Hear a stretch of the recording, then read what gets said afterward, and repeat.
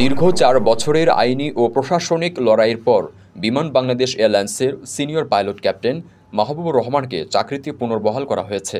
Bangladesh airlines pilots association এক বিবৃতিতে এ তথ্য নিশ্চিত করেছে। 2021 সালে কোনো ব্যাখ্যা ছাড়াই ক্যাপ্টেন মাহবুবুর রহমানকে চাকরিচ্যুত করা হয়। তিনি তখন বিমানের পাইলটদের সংগঠন বাপা এর সভাপতি ছিলেন এবং বেতন বৈষম্যের বিরুদ্ধে আন্দোলন করছিলেন।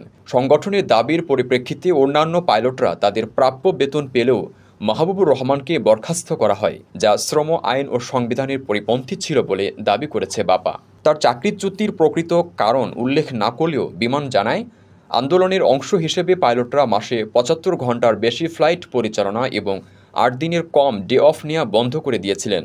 এর ফলে বিমানের কাতার, দুবাই, ওমান, সৌদি আরব সহ বিভিন্ন রুটে ফ্লাইট শিডিউল লণ্ডভণ্ড হয়েছে। বাপার সভাপতির নেতৃত্বে পাইলটরা এমন পরিস্থিতির সৃষ্টি করে কৃত্রিম পাইলট সংকট তৈরি করে এ ঘটনা ঘটিয়েছেন বলেই তাকে চাকরিচ্যুত করা হতে পারে।